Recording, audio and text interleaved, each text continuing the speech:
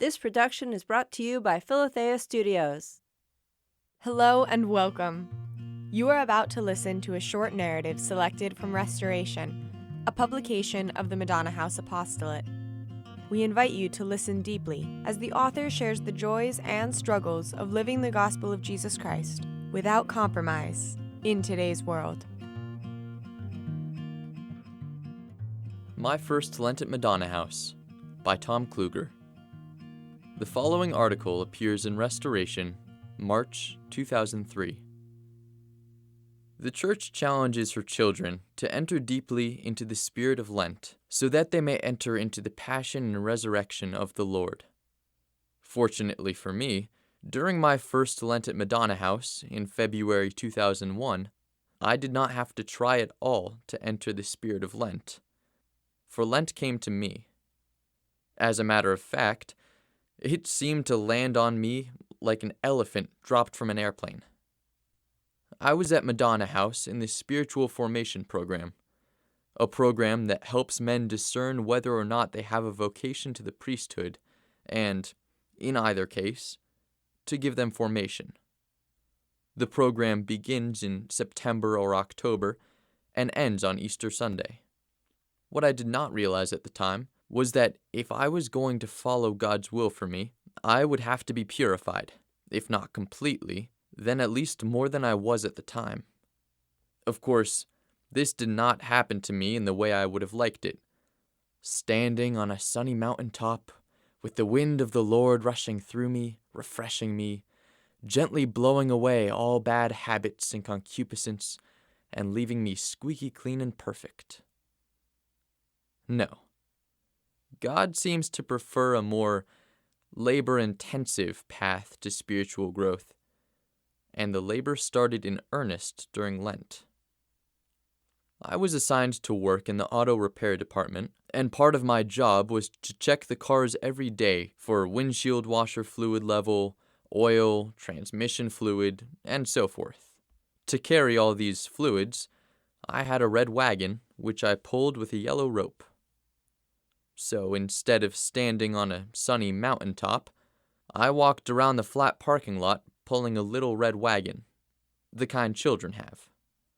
And during Lent, instead of the gentle breeze of the Holy Spirit which I was imagining, there blew a harsh, cold wind that predominates during February in Combermere.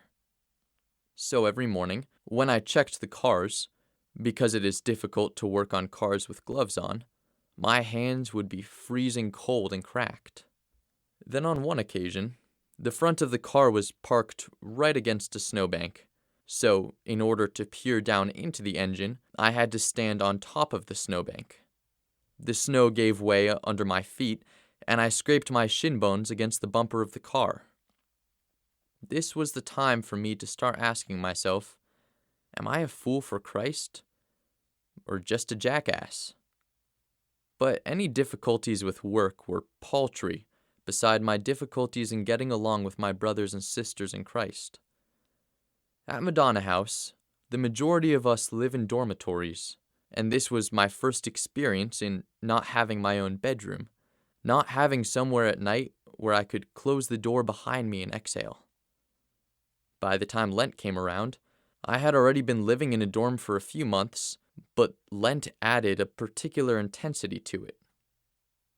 During Lent, it seemed like everyone in my dorm was too loud or too intense. There was very loud laughing and joking, and it seemed just too much to take. I wanted the whole world to go away so that I could be left alone, and with less work to do, so that I could be more spiritual. There was one man with me in the Spiritual Formation Program, let's call him Bill, with whom I had a pronounced tendency to quarrel. We would get into debates over everything from entrepreneurs to the grace of state, and just about anything theological. One night in the dorm, we were having a discussion about the Canadian Prime Minister Chrétien. The house father, Peter, having had enough of debates for the evening, said to Bill, "Look, just let go of it, okay?" Bill just slumped on the bench, put his head in his hands, and said, "I feel like I've had a heavy weight pressing on me all day." And then I realized that Bill and I were going through the same thing. The next evening, Bill apologized to me. Somewhat surprised by his show of humility, I mumbled an apology back. That was when I had to start asking myself, why do I have to be such a know-it-all? It was also time for me to stop running. God was not going to allow me to be left alone so that I could be more spiritual. He wanted me to see his son right there and then, in the very people who were driving me crazy. This was not the only time God showed me how spiritually impoverished I was. Another occasion was after supper, when the men prepared the vegetables for the next day's meals. Part of my veggie job that week was to wash the buckets when the job was finished. I had been washing them hastily so that I could have more time to do something holy, like pray before the Lord in the Blessed Sacrament. But God taught me that his will for me at that time was to wash the buckets well, and that he would supply me with more than enough graces to compensate me for the time not spent in prayer. Finally, it was through 2 confessions that the heaviness of Lent began to lift for me. One I made during a penance service, and the other, a detailed 2-hour confession I made with my spiritual director, a confession made by following a detailed examination of conscience which he had provided. I was an atheist in my teens, and I had also flirted with some other religions, such as Zen Buddhism. My spiritual director had me repeat after him, "In the name of God the Father, I renounce Zen Buddhism. In the name of God the Son, I renounce Zen Buddhism. In the name of God the Holy Spirit, I renounce Zen Buddhism." Then he had me repeat the same formula in renouncing atheism. During my time of atheism, I had a favorite quote by Jean-Paul Sartre. "Human reality begins at the far side of despair." In a sense, Sartre was correct. Without God, despair is the ultimate human reality.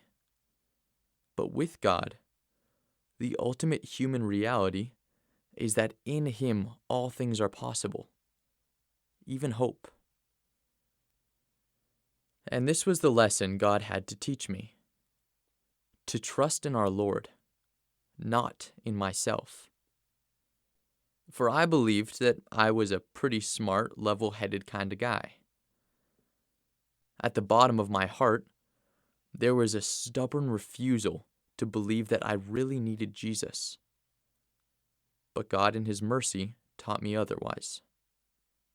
Once he had pierced my shell of self-love and self-sufficiency, and had broken my heart open, then he could shower me with his love. It was then that I felt like I was standing with our Lord on that sunny mountaintop.